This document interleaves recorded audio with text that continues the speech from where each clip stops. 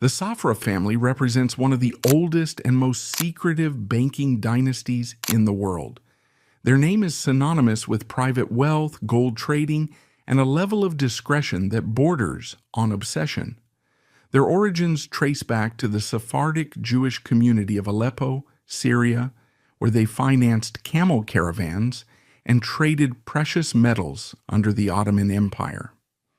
This ancient lineage was transformed into a modern global power by two men, Jacob Safra, the patriarch, who fled instability in Beirut to found Safra Bank in Brazil in 1955, and his son, Edmund J. Safra, a banking prodigy who built a parallel empire in Europe and New York, culminating in the Republic National Bank of New York.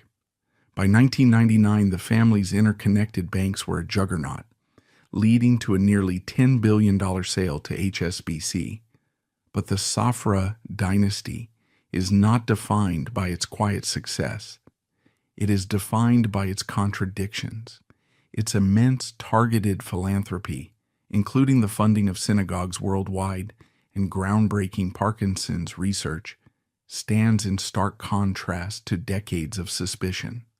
The family's history is shadowed by relentless allegations of ties to money laundering, international scandals, and, most famously, the bizarre, fiery death of Edmund Safra in his Monaco penthouse, a tragedy that raised more questions than it answered, leaving the family name shrouded in mystery.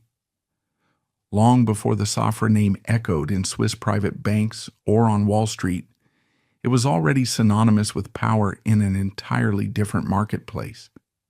It begins in the ancient, bustling courtyards of Aleppo, Syria, one of the oldest, continuously inhabited cities on Earth. For centuries, Aleppo was a critical crossroads of global trade, the western terminus of the Silk Road, a place where merchants haggling in Arabic, Turkish, and Hebrew exchanged spices from India, silks from China, and, most importantly, gold. The Safras were pillars of Aleppo's vibrant Sephardic Jewish community. The name Safra itself, derived from the Arabic word for yellow or gold, was not just a name, it was a job description. They were goldsmiths, money changers, and financiers. Their business, established as early as the mid-19th century under the Ottoman Empire, was built on one commodity that transcended borders, empires, and religions: trust. The Safra family specialized in financing the camel caravans that crisscrossed the deserts, moving goods between the Mediterranean coast and the far reaches of Mesopotamia and Persia. This was a business built on reputation. A merchant's note bearing the Safra name was as good as gold in any souk from Baghdad to Beirut. They mastered the complex ancient systems of Hawala, a trust-based money transfer network that operated without promissory notes, relying solely on family honor and intricate ledgers. They understood how to weigh currencies, assess political risk, and move precious metals discreetly across unstable borders. This ancient banking tradition was the birthright of Jacob Safra, the patriarch who would carry the family name into the 20th century. Born in 1895, Jacob learned the trade at his father's side. He was not just a banker, he was a master of arbitrage, understanding how to profit from the tiny discrepancies in the price of gold and silver between different markets. But the world that had sustained his family for generations was collapsing. The Ottoman Empire, the sick man of Europe, was crumbling. And the outbreak of World War I in 1914 shattered the old caravan routes forever. The old order was dying. Jacob Safra, recognizing that the future no longer lay in the ancient markets of Aleppo, made the first of the family's great strategic pivots. He moved his operations to the burgeoning cosmopolitan port city of Beirut, Lebanon. In 1920, he founded the J.E. Safra Bank in Beirut. This was a significant step. He was moving from the informal, trust-based system of his ancestors to a formal European-style banking house. Beirut in the 1920s, under the French Mandate, was the Paris of the Middle East, a vibrant hub of commerce, culture, and finance. Jacob's bank thrived, serving the city's wealthy merchant class, which included not just his fellow Sephardic Jews, but also Christian Arabs and Sunni Muslims. He continued to specialize in gold and foreign exchange, the skills he had perfected in Aleppo, but now applied them to a modern international clientele. It was into this world that his most famous son, Edmond J. Safra, was born in 1932. Edmond was a banking prodigy, the scion who would not just inherit the family business, but revolutionize it. The Safra family, which included Jacob's other sons Ali and Moise, was intensely private and deeply devout. The children were raised in a trilingual environment, speaking Arabic at home, French in the elite schools of Beirut, and Hebrew in the synagogue. But Edmond's true education took place at his father's bank. According to family legend, Edmond's financial acumen was so pronounced that he was balancing the bank's books by the age of 12. By 15, he was a full-time employee, deeply immersed in the complex world of currency arbitrage and precious metals trading. He was not just learning a trade, he was inheriting a 1,000-year-old mindset. He learned the Safra way: protect the depositor above all else, maintain high liquidity, avoid risky loans, and above all, discretion. A Safra banker did not speak of his client's business, ever. This idyllic, prosperous life in Beirut was shattered by the same geopolitical forces that had destroyed the Ottoman Empire, the Arab-Israeli War of 1948. The creation of the State of Israel sent shockwaves across the Arab world. In Lebanon, the delicate political balance between Christians and Muslims was destabilized. Anti-Jewish sentiment, once rare in cosmopolitan Beirut, began to rise. The economic climate grew hostile. Jewish-owned businesses were targeted, and their assets became insecure. Jacob Safra, who had seen the collapse of one empire, recognized the signs of another. The stability that had allowed his bank to flourish was gone. He knew his family and their fortune was no longer safe in the Middle East. It was time to move again. This exodus was a pivotal strategic decision that would define the Safra dynasty's modern global structure. The family did not move en masse to one new location. Instead, they diversified their risk, a classic Safra financial strategy applied to their own survival. They split. Jacob Safra, along with his sons Ali and Moise, set his sights on Brazil. In 1952, they emigrated to São Paulo, a booming, chaotic industrial metropolis in the New World. It was a perfect Safra market, a high-inflation, high-growth economy with a desperate need for sophisticated financial services and access to global capital. In 1955, Jacob founded Safra Bank, which would, under the brilliant and aggressive leadership of Joseph and Moise, grow to become one of the largest and most powerful private banks in all of Latin America. Edmond, however, did not go with them. At just 16 years old, Edmond J. Safra, the prodigy, was sent on a different path.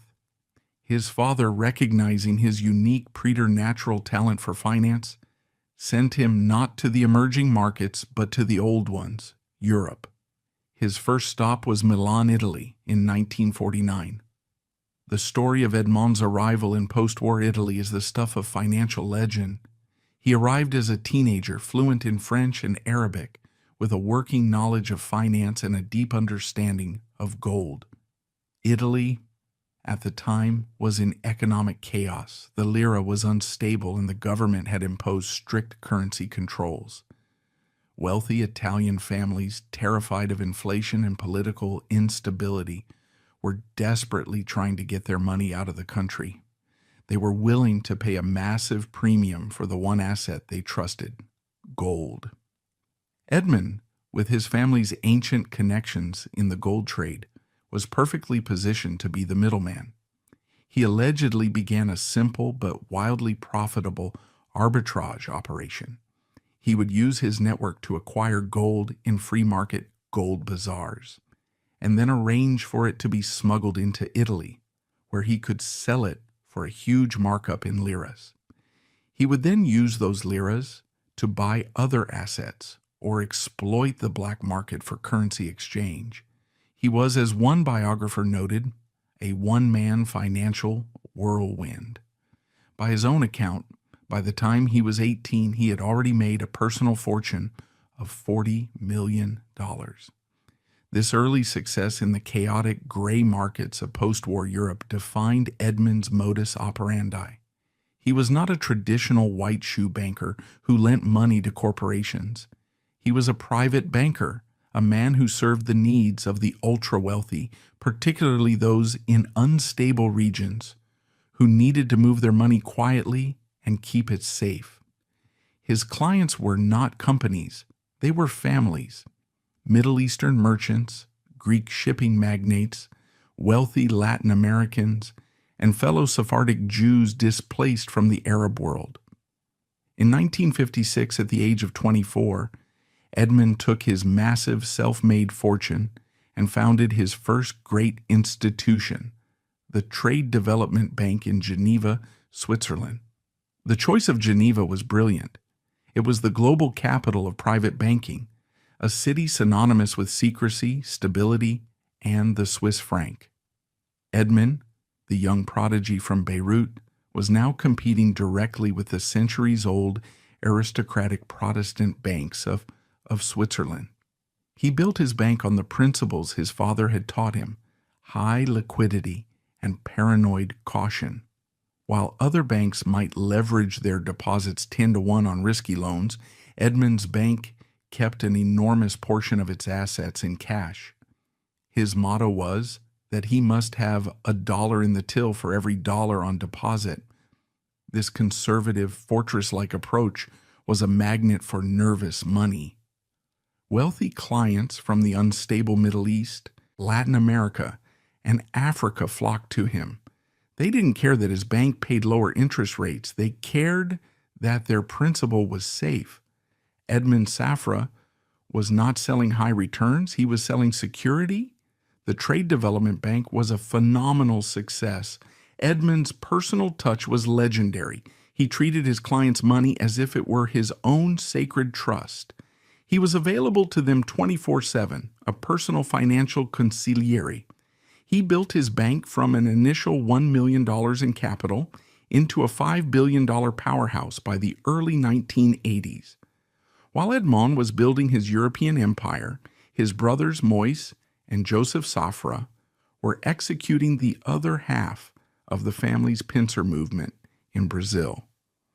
Jacob Safra died in 1963, leaving the Brazilian operation in their hands.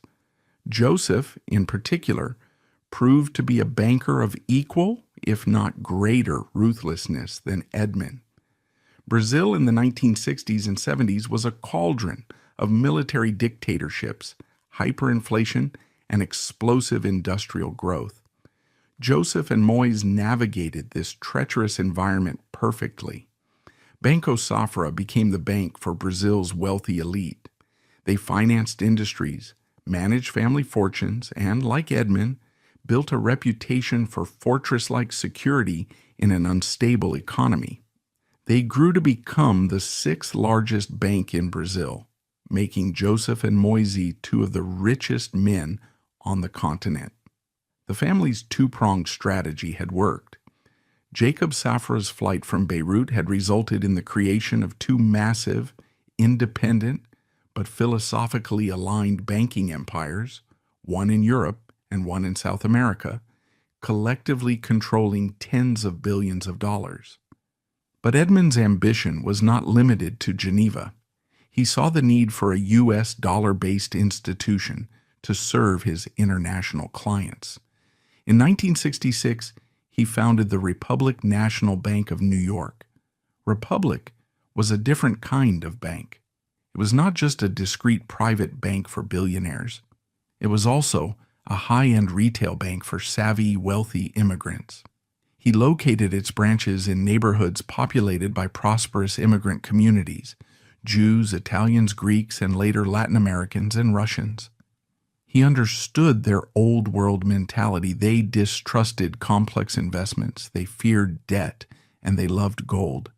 Republic National Bank became one of the largest retailers of precious metals and gold coins to the public. Edmund was, in effect, bringing the gold trading mentality of the Aleppo souk to Main Street, USA. The bank was wildly successful, growing to 80 branches and becoming, by 1999, the third largest bank in the New York metropolitan area, measured by deposits. It, too, was run on the same Safra principle, acting as a safe harbor for his clients' dollar-based assets. Edmund, now a global banking titan, had built his empire.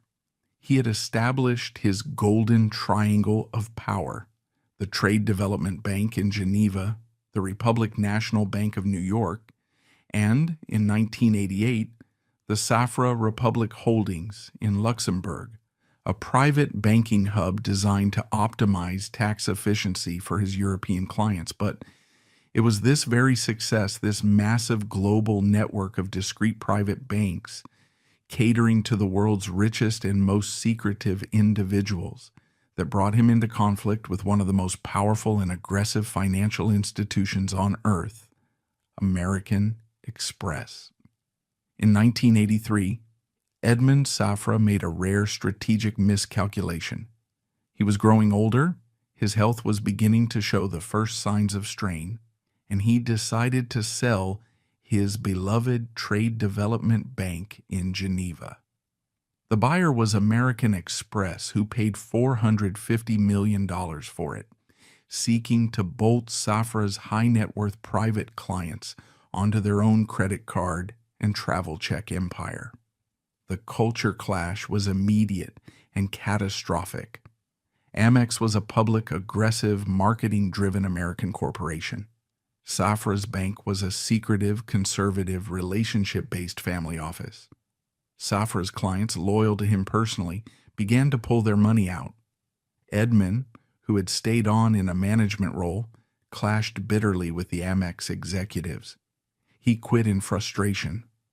What happened next became one of the most infamous and vicious corporate vendettas of the 1980s.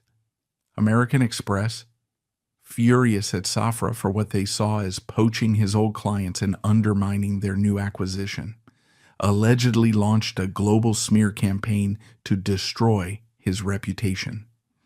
According to later investigations in Safra's own lawsuit, Amex executives allegedly hired operatives and journalists to plant false, damaging stories about Edmund Safra in the international press.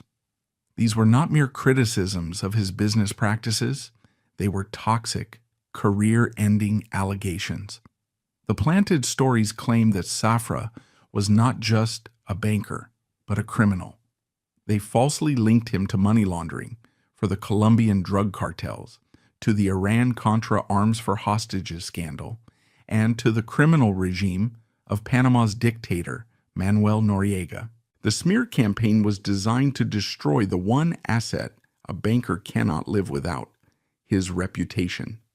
For a man who built his entire empire on trust and security, these allegations were a corporate assassination attempt. Edmund Safra, the quiet man from Aleppo, did something no one expected. He fought back, and he fought dirty. He hired his own team of high-powered investigators and lawyers, including the future New York District Attorney Robert Morgenthau. He traced the smears back to their source. He found the journalists who had been paid to plant the stories.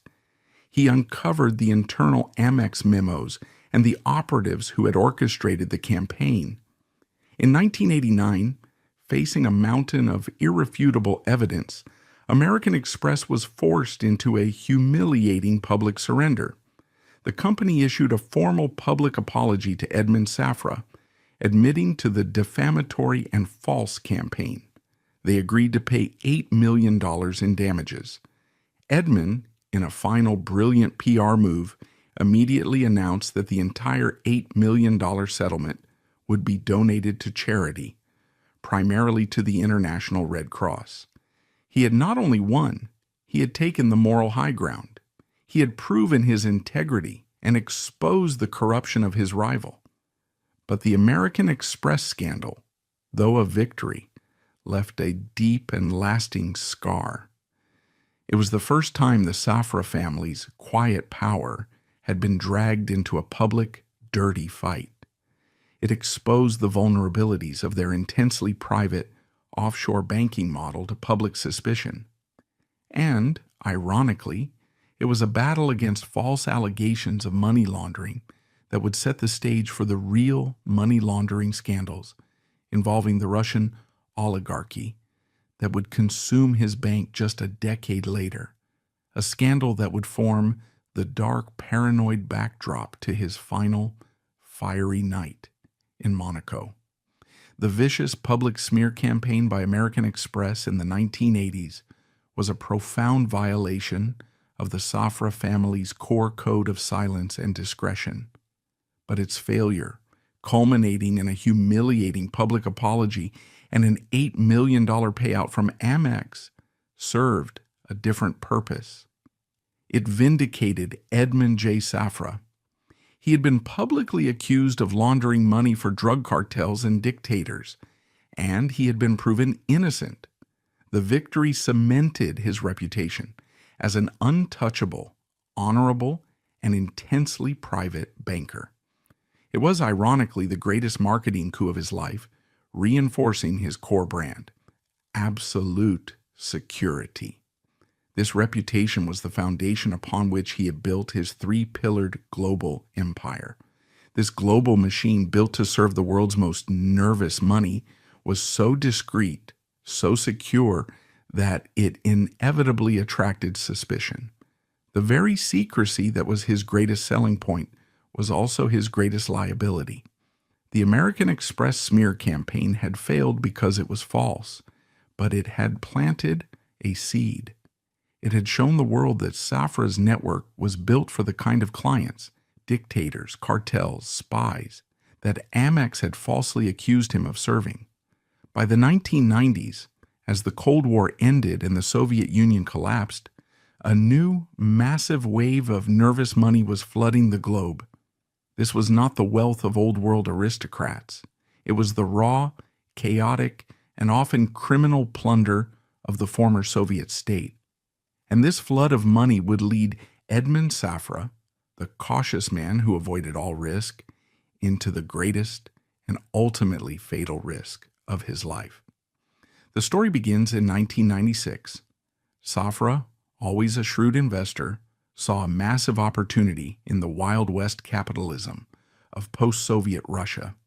He became one of the founding investors and bankers for a new ambitious Moscow-based fund, Hermitage Capital Management. The fund was run by a young, aggressive American-born financier named Bill Browder. Safra's investment in Hermitage was a logical, if risky, move. He was betting on the new Russia. But this investment plugged his banks directly into the heart of the emerging Russian oligarchy, a world of untold wealth and brutal gangster-style politics. Then in August 1998, the Russian economy imploded. The government defaulted on its domestic debt and the ruble collapsed. The International Monetary Fund, backed by the U.S. Treasury, scrambled to prevent a total meltdown, arranging a multi-billion-dollar bailout package to stabilize the country. What happened next became one of the greatest financial scandals of the 20th century, and it flowed directly through Edmund Safra's New York bank. A significant portion of the IMF bailout money, estimated by investigators at between $7 and $10 billion, was almost instantly stolen. The funds, intended to stabilize the Russian currency, were allegedly diverted by a small group of powerful oligarchs at the center of Boris Yeltsin's government. This inner circle, known as the family, allegedly included figures like Boris Berezovsky and Roman Abramovich, This stolen money, billions of dollars in US and IMF funds, needed to be laundered. It had to be moved out of Russia, cleaned, and integrated into the Western financial system. The primary conduit for this massive wave of dirty money was the Bank of New York.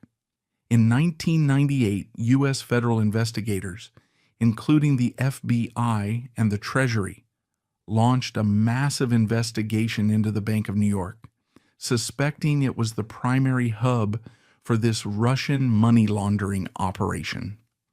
But the money didn't just stop at Boni. To move the money further, Boni relied on correspondent accounts at other banks. One of its most important correspondent partners, investigators discovered, was Edmund Safra's Republic National Bank of New York. The stolen billions were allegedly flowing from Russian banks like Menatep and SBS Agro through the Bank of New York and then being dispersed through accounts at Republic. Edmund Safra's fortress of solitude, his bank built on secrecy and security, was now implicated as a key node in the largest money laundering scandal in the world. What happened next is the pivot on which the entire Safra mystery turns. Edmund Safra, facing the nightmare of a massive federal investigation that threatened to destroy his reputation far more completely than the Amex smear, did not stonewall. He did not plead ignorance. He made a decision that, according to many close to him, would ultimately cost him his life. He decided to cooperate. Safra and his compliance officers at Republic, particularly a banker named Natasha Gerfinkel, had allegedly already detected the suspicious multi-billion-dollar wire transfers. They had, in fact, been the ones to first file suspicious activity reports with the U.S. Treasury, effectively becoming the whistleblowers for the entire scandal. Now, Safra opened his books to the FBI in the U.S. Attorney's Office. He became their star witness. He, more than any other banker, had the records, the wire transfers, and the knowledge to expose exactly how the Russian oligarchy, including figures like Berezovsky and Abramovich, had allegedly stolen the IMF money and laundered it through New York. As 1999 began, Safra was reportedly meeting with FBI agents, preparing to give testimony that could put some of the most powerful and dangerous men in Russia in prison. Edmund Safra was now in an impossible position.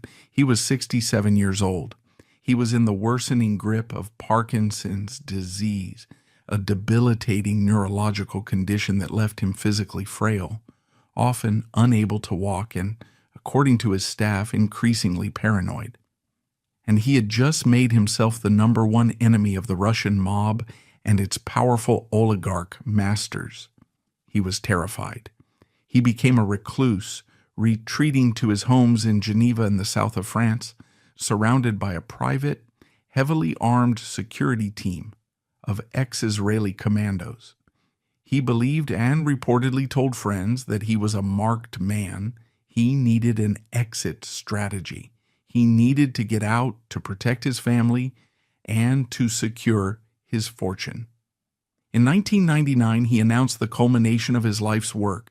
He was selling his entire banking empire, Republic National Bank of New York and Safra Republic Holdings, to the global banking giant HSBC. The price was a staggering $9.85 billion in cash. This was his golden parachute. It was a way to convert his high-risk, high-profile, and now deeply compromised network of private banks into clean, liquid, and safe money. The proceeds would go to his wife, Lily, his extended family, and his new, massive Edmund J. Safra Philanthropic Foundation. He was cashing out, securing his legacy, and preparing to retire from a game that had become too dangerous. But the past had one last card to play.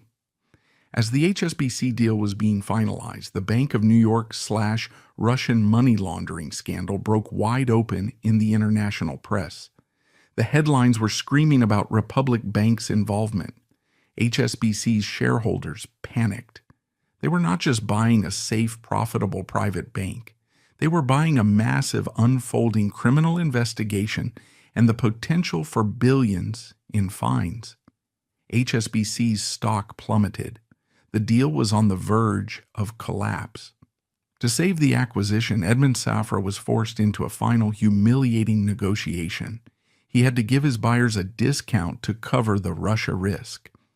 In late 1999, the sale price was officially reduced by $450 million. This discount was the final public proof of the scandal.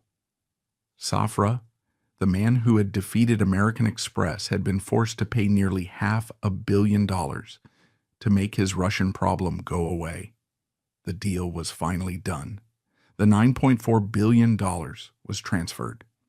Edmund Safra was, at last, free. He was arguably the richest private banker in the world, his fortune secured. He was also the FBI's star witness in a case against the Russian oligarchy. He was a very sick man, suffering from debilitating Parkinson's, and he was, by all accounts, living in a state of profound, constant, and justifiable terror. He retreated to his ultimate fortress, his penthouse apartment in Monaco. It was a multi-story bunker protected by bulletproof glass, steel-reinforced doors, and his team of elite Israeli bodyguards. It was, he believed, the safest place on earth. He was wrong. In the final months of 1999, Edmund J. Safra was a man living in a fortress, both externally and internally. He had successfully navigated the greatest risk of his career, the Russian money laundering scandal that had consumed his New York bank. He had cooperated with the FBI. He had sold his global empire to HSBC for $9.4 billion in cash, converting his high-risk network into pure, liquid wealth. He had, in effect, cashed out of the game, but the game was not finished with him. Edmund, now 67, was profoundly ill. His Parkinson's disease, a condition he had hidden for years, had become severe. It ravaged his body, causing violent tremors, robbing him of his mobility, and leaving him frail and dependent. His staff noted he had also lost his sense of smell, a common symptom, leading him to favor powerful Slatkin and Company scented candles to perfume his rooms. But the disease's worst symptom was paranoia. This was not a vague anxiety. It was a deep, clinical, and, in Safra's case, completely justifiable terror. He was the star witness in a $10 billion scandal involving the most dangerous men in the world, the Russian oligarchs he was preparing to testify against. He believed and told those closest to him that he was a marked man. He was convinced that assassins, likely from the Russian mafia, were coming for him. His life became a series of elaborate security protocols. He traveled with a private, heavily armed security team of ex-Israeli Special Forces commandos, and he retreated to what he believed was the safest place on earth, his Monaco penthouse. The apartment known as La Belle Époque was not a home, it was a bunker. It was a sprawling two-story, 18,000-square-foot residence that occupied the top floors of a building overlooking the Mediterranean. But this building was not just any residential tower. It also housed one of his banks, the Safra Republic Bank of Monaco. The penthouse was a fortress, protected by bulletproof glass, steel-reinforced doors, a state-of-the-art alarm system, and its own self-contained fireproof wing. At its heart was an inner sanctum, a massive master bathroom and dressing room area reinforced with steel and armored plating, which Edmund used as his personal safe room. This was where Edmund Safra intended to live out his days, shielded from the world, managing his new massive philanthropic foundation, and awaiting the birth of his first grandchild. He was surrounded by a 24/7 staff of nurses, butlers, and his private security detail. On the night of December 2nd, 1999, the penthouse was staffed as usual. Edmund's wife, Lily Safra, a glamorous and powerful socialite who'd been married 3 times before, was present, but in her own separate wing of the massive apartment. The couple, due to Edmund's illness and his erratic sleep schedule, often slept in different quarters. Edmund himself was under the direct care of 2 private nurses. One was Vivian Torrente, a veteran trusted nurse who had been with him for years and understood his complex medical needs. The other was a new addition, an American nurse named Ted Maher. Maher was, on paper, a perfect, security-minded caregiver. He was a 41-year-old former Green Beret, a medic who had served in the U.S. Army Special Forces. He was strong, military-trained, and seemingly ideal for protecting a high-profile paranoid patient. But Maher also had a troubled history, including a past he had concealed, and he reportedly felt underpaid and underappreciated in the high-stress, high-wealth environment of the Safra household. The night proceeded normally. Edmund was reportedly feeling unwell, suffering from stomach pains. Maher and Torrente were on duty, tending to him in his wing of the penthouse. Lily Safra was in her own wing, several rooms, and a large atrium away.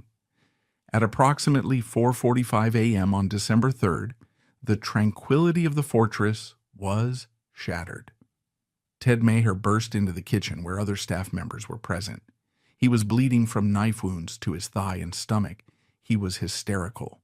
He claimed the penthouse was under attack. He shouted that 2 masked, black-clad intruders had broken into the apartment.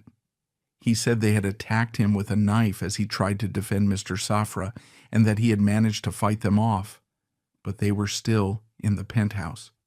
He claimed they were now after his patient. As Maher was telling his story, a fire alarm began to blare. Smoke was beginning to pour from Edmund's wing. The staff's reaction was immediate panic. Maher's story, combined with the fire, confirmed Edmund Safra's worst, oft-stated fears. The assassins had come. The staff immediately fled the penthouse to safety. In the midst of this chaos, Maher ran back toward Safra's wing, ostensibly to save his patient. He reached the secure bedroom area and found that Edmund, hearing the commotion and Maher's cries of intruders, had done exactly what his paranoia dictated. He had retreated to his inner sanctum. He and his loyal nurse, Vivian Torrente, had locked themselves inside the armored bathroom, the bunker.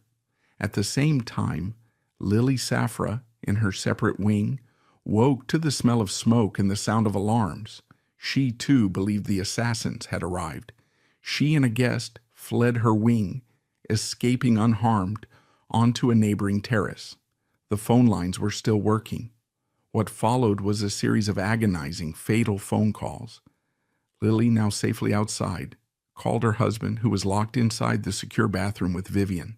She told him the firefighters were on their way. She begged him to unlock the door, to get out, to come to safety. Edmund refused. He was, by all accounts, terrified. He told his wife that he could not open the door. He was convinced that the intruders Maher had described were just outside the bathroom, waiting to kill him. He believed the fire was a diversion, a tactic to smoke him out of his safe room.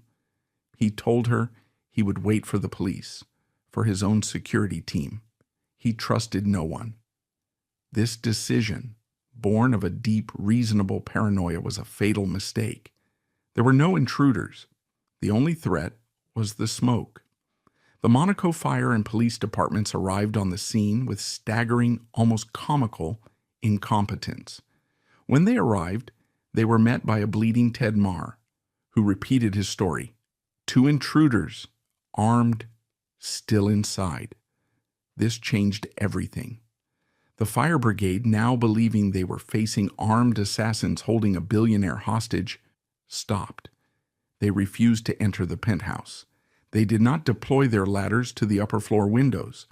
Instead, they waited, deferring to the Monaco police, who began a slow, cautious operation to secure the perimeter. For over 2 hours, as the fire raged and thick, black, toxic smoke filled the penthouse. The rescue teams waited outside. They made no serious attempt to breach the fortress. Safra's own private security team, who knew the building's complex layout, were allegedly kept from the scene by the Monaco police, who insisted on following their own protocol. The phone calls continued. Lily Safra, from outside, pleaded with her husband. The police, from the lobby, tried to reach him. Edmund, his Parkinson's-afflicted voice growing weaker, repeated his refusal. He was safe in his bunker, he insisted.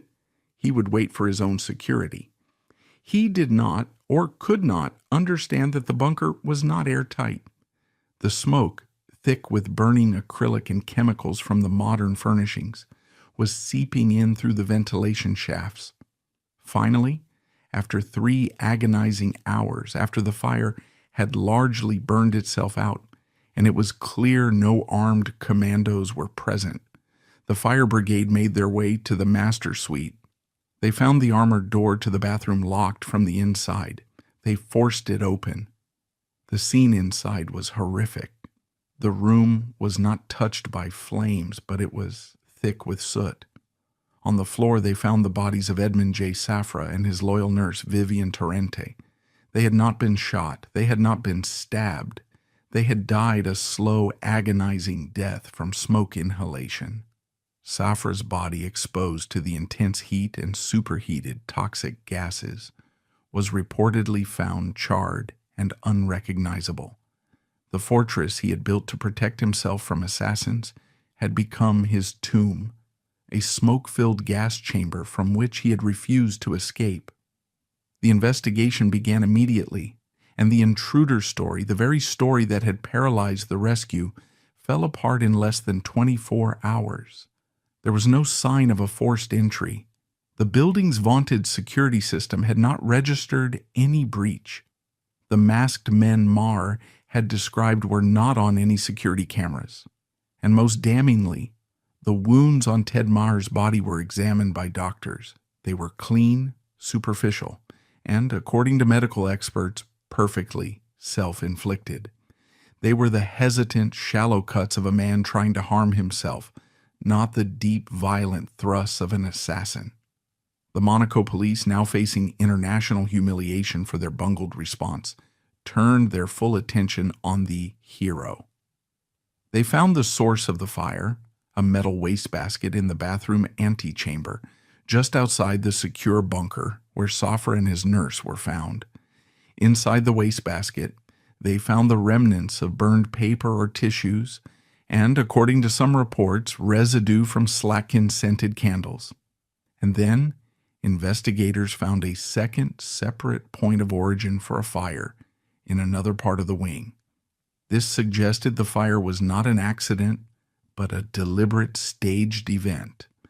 Under intense round-the-clock questioning, Ted Mayer's story collapsed. Finally, he gave a confession that was as bizarre as the crime itself. There were no intruders. There was no attack. It was all a ploy. Mayer confessed that he had started the fire himself. His alleged motive was not murder, but a twisted fantasy of heroism. He was, he claimed, unhappy with his salary and felt disrespected by the other staff. He had concocted a plan to make himself indispensable to the billionaire. He would stage an attack. He would start a small, manageable fire in the wastebasket. He would then stab himself superficially. He would fight off the imaginary intruders, rescue his patient from the fire, and become a hero in the eyes of Edmund Safra. He imagined Safra, overwhelmed with gratitude, would reward him with promotions, vast sums of money, and the respect he felt he deserved. But the plan went horribly wrong. The fire, fed by the acrylic wastebasket and the modern synthetic furnishings, had flashed over, spreading with a speed he never anticipated. and he had never factored in the one variable that made the plan fatal: Edmund Safra's paranoia. He had created a scenario, intruders, that perfectly matched his patient's deepest fears, causing Safra to lock himself away from rescue. Maher, the Green Beret medic, had intended to be a hero, but had instead become a killer. This was the official story, the one the Monaco prosecution presented to the world. But it was immediately and forcefully challenged. Heidi Mayer, Ted's wife, launched a media campaign from the United States claiming her husband was a scapegoat. She alleged that his confession was coerced. She claimed the Monaco police, desperate to close the case and avoid implications of a professional hit on their safe soil, had tortured her husband. She alleged they had kept him awake for 3 days, denied him access to proper legal counsel, tied him to a gurney, and refused to remove a painful catheter until he signed the confession they had written for him.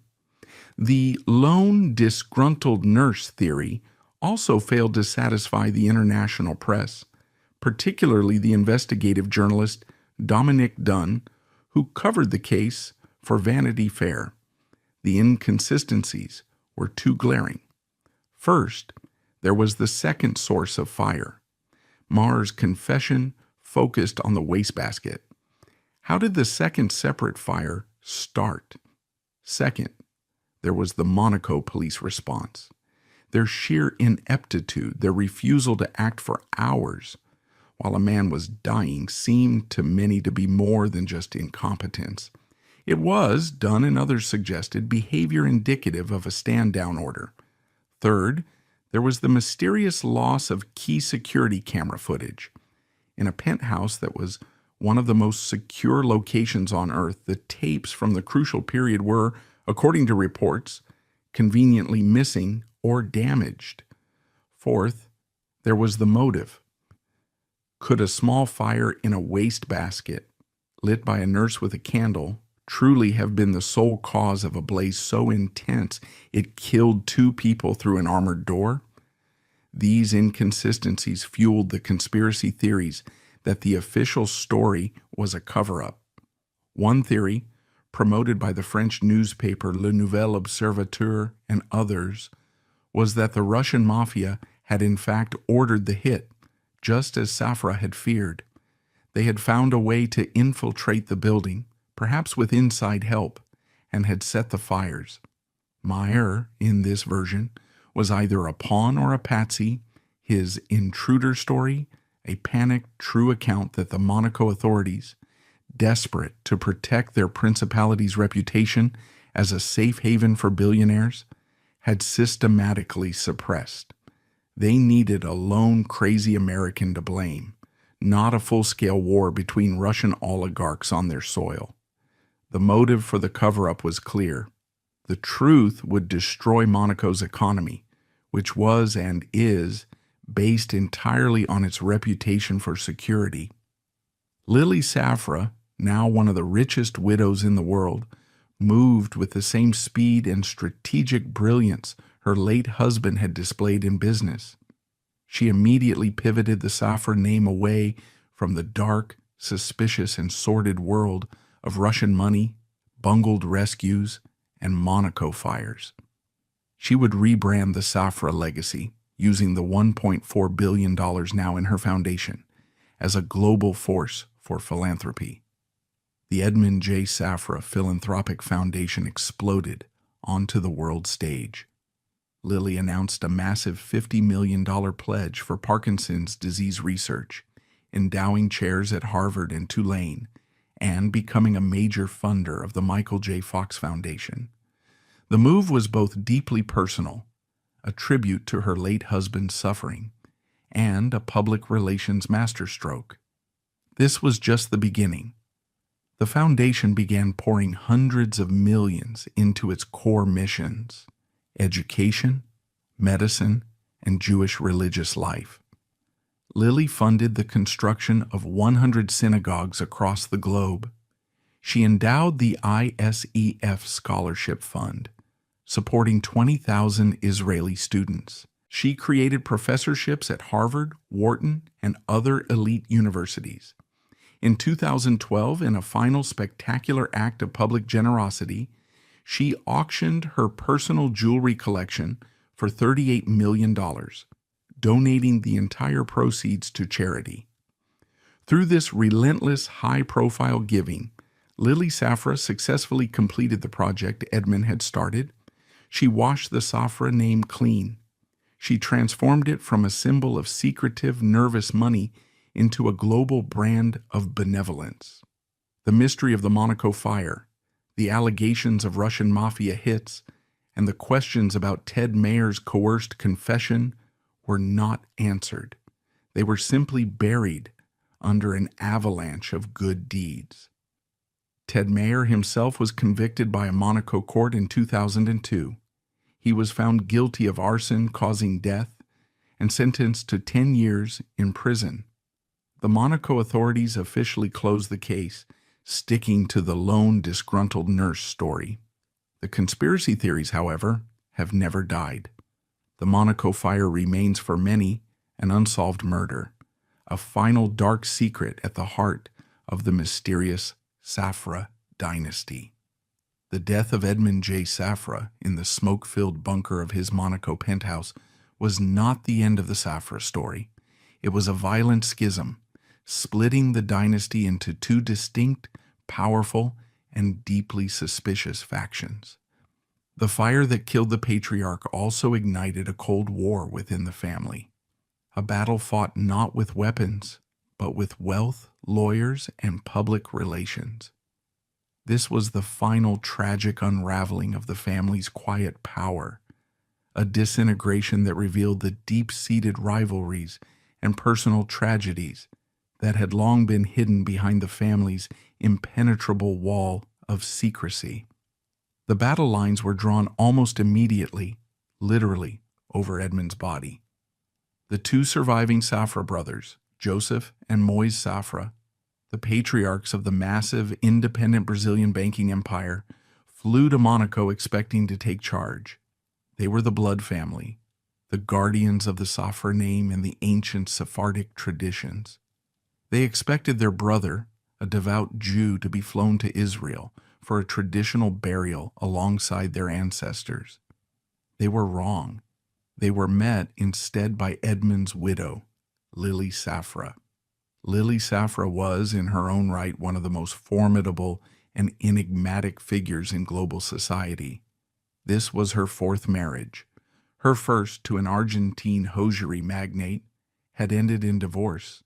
Her second, to Brazilian entrepreneur Alfredo Freddy Monteverde, had ended in 1969 when he died by suicide. That death, too, was shrouded in mystery. Monteverde had shot himself, but his body was found in his home, which was, according to some reports, also on fire. Lily had inherited his entire massive fortune, including control of the Ponto Frio department store chain in Brazil, making her an immensely wealthy woman in her own right. Her third marriage, a brief 13-month affair with a young businessman, ended quickly. In 1976, she married Edmund Safra. Theirs was a union of two colossal fortunes and two complex personalities. They had been together for 23 years, a partnership of power and wealth, though they had no children together. Lily's life, however, was also marked by its own unfathomable personal tragedy.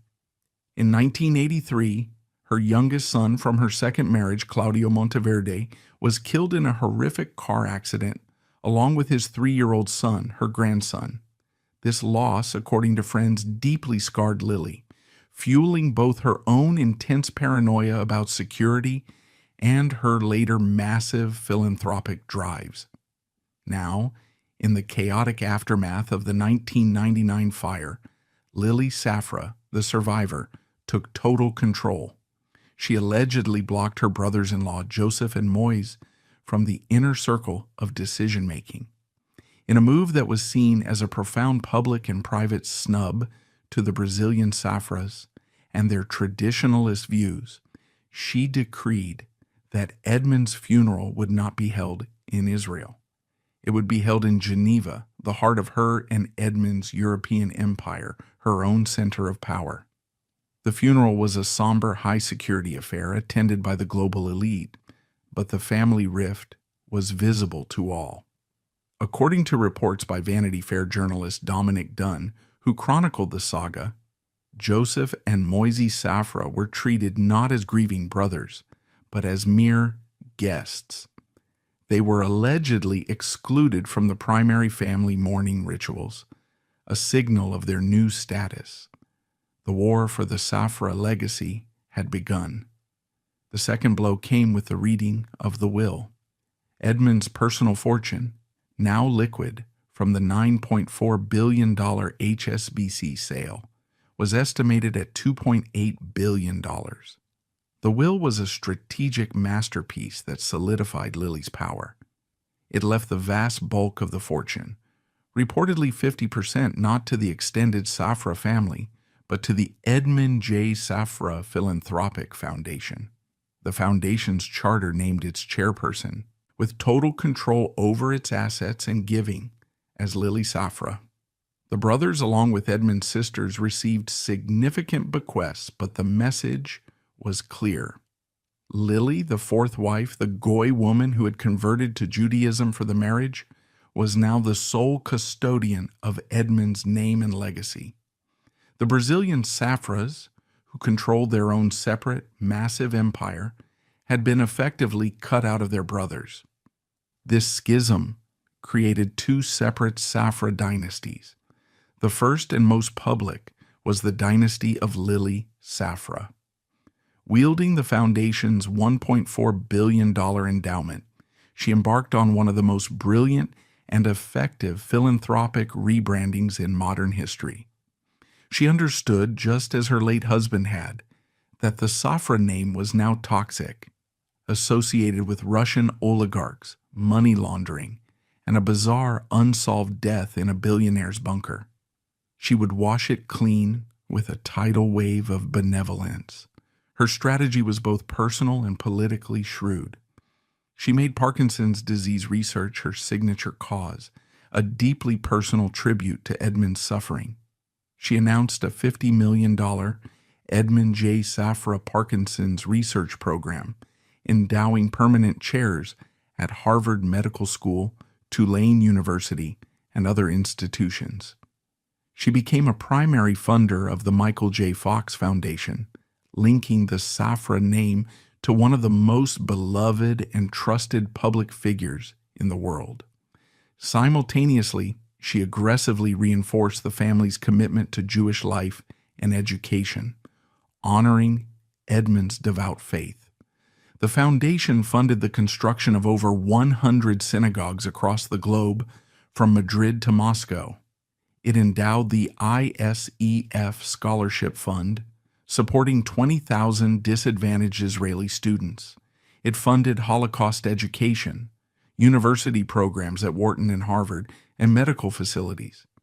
Lily Safra became a global philanthropic powerhouse, a fixture at charity galas, a patron of the arts, and a member of the world's most exclusive social circles.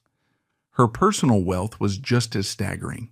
Her primary residence, La Leopolda, a palatial estate on the French Riviera, once owned by King Leopold II of Belgium, was valued at over $500 million, making it one of the most expensive private homes on earth.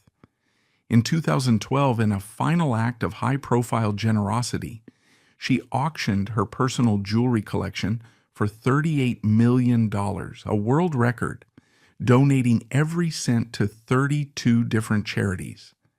By the time of her death in 2022, Lily Safra had successfully transformed the public memory of Edmund Safra. He was no longer the shadowy banker to Russian oligarchs. He was the benevolent patron of science, education, and religion. The second Safra dynasty, the one of the bloodline, retreated in the opposite direction. Led by Joseph Y. Safra, Edmund's younger brother, the Brazilian Safras went quiet. Joseph, who had his own complex and often rivalrous relationship with Edmund, was a banking genius in his own right, but he was a man cut from his father Jacob's original secretive Aleppin cloth. He despised the high-profile, glamorous New York style of his brother and sister-in-law.